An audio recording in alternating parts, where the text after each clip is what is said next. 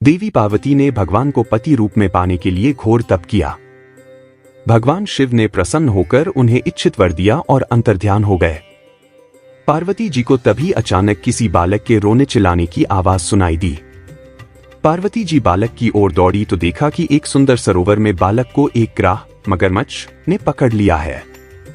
पार्वती जी बोली, ग्राहराज, बालक को छोड़ दो। ग्राह बोला, देवी, यह मेरा आहार है, मैं इसे नहीं छोड़ सकता। तुम अपना तप मुझे अर्पण कर दो तो मैं इसे छोड़ सकता हूं। पार्वती जी बोली, इस तप की तो बात ही क्या, मैंने जन्म भर में जो पुण्य संचय किया है सब तुम्हें अर्पण करती हूं, तुम इस बालक को छोड़ दो। इतना कहते ही ग्राह का शरीर तप के तेज से चमक उठा। वह बालक को छोड़कर अंतर्ध्यान हो गया। इधर पार्वती जी का अपना तप चला गया तो उन्होंने दोबारा तप करने का निश्चय किया। तभी भगवान शिव प्रकट होकर बोले, देवी, तुम्हें पुण्य तप नहीं करना पड़ेगा, तुमने यह तप मुझे ही दिया है। बालक और ग्राह भी मैं ही था। तुम्हारी दया और त्याग की महिमा देखने के लिए मैंने यह लीला रची। दान के फल स्वरूप तुम्हारी तपस्या अब 1000 गुना होकर अक्षय हो गई है। इतना कहते ही ग्राह का शरीर तप के तेज से चमक उठा। वह बालक को छोड़कर अंतर्ध्यान हो गया। इधर पार्वती जी का अपना तप चला गया तो उन्होंने दोबारा तप करने का निश्चय किया।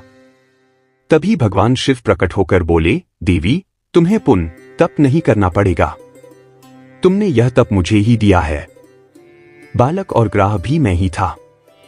तुम्हारी दया और त्याग की महिमा देखने के लिए मैंने यह लीला रची। दान के फल स्वरूप तुम्हारी तपस्या अब 1000 गुना होकर अक्षय हो गई है। माता पार्वती और महादेव के अप्रतिम प्रेम से पूरा संसार वाकिफ है। कहते हैं कि उनके आगे प्रेम की पराकाष्ठा भी छोटी महसूस होने लगती है। कई ऐसे पौराणिक किस्से भी सुनने को मिलते हैं जहां देवी देवताओं ने स्वयं भोलेनाथ के प्रेम को असीम और अनन्य बताया है। शायद यही वजह है कि महादेव ने मां पार्वती को अपने आधे अंग पर स्थान दिया और स्वयं अर्धनारीश्वर कहलाए। तो आइए आज महाशिवरात्रि के पवित्र मौके पर आपको बताते हैं मां पार्वती और महादेव के प्रेम और उनके विवाह की रोचक कथा।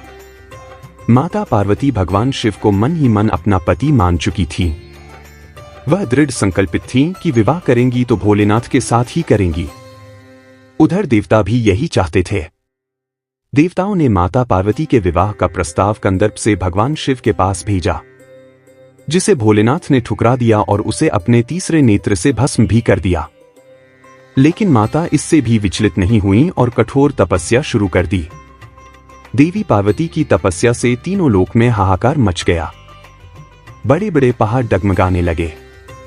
देवता भी मदद के लिए भगवान शिव के पास पहुंचे।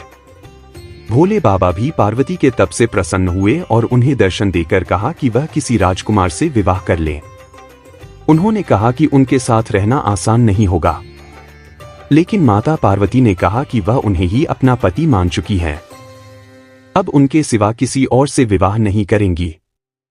पार्वती के इस असीम प्रेम को देखकर भोलेनाथ विवाह के लिए मान गए।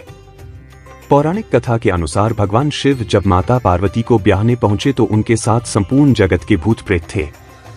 इसके अलावा डाकिनियां, शाकिनियां और चुड़ैलें भी शिव जी की बारात में शामिल थी। उन्होंने ने ही भोलेनाथ का भस्म से श्रृंगार किया, हड्डियों की माला पहनाई। इस अनोखी बारात को देखकर तो रानी मैना देवी यानी कि माता पार्वती की मां हैरान रह गईं। उन्होंने अपनी बेटी का विवाह करने से इनकार कर दिया। शिव के इस रूप को देखकर माता पार्वती ने उनसे आग्रह किया कि वह विवाह की परंपरा के अनुसार तैयार होकर आएं। इसके बाद भोलेनाथ ने उनकी विनती स्वीकार की और दूल्हे के रूप में तैयार हुए।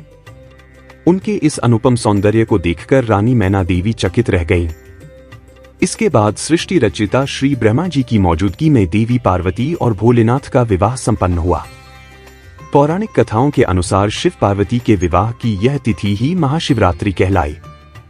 मान्यता है कि महाशिवरात्रि का व्रत करने से भक्तों को मनोवांछित फल की प्राप्ति होती है और शिव जी के साथ साथ माता पार्वती का भी आशीर्वाद मिलता है। कुंवारी कन्याओं को मनचाहा वर मिलता है।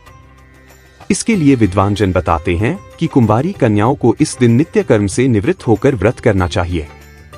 इसके बाद किसी भी ऐसे शिव मंदिर में जाएं जहां पर शिव पार्वती एक साथ विराजते हों।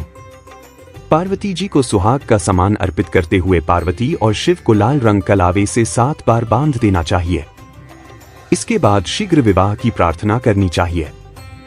वहीं सुहागिन स्त्रियों को इस पूजा से अखंड सौभाग्य का वरदान मिलता है।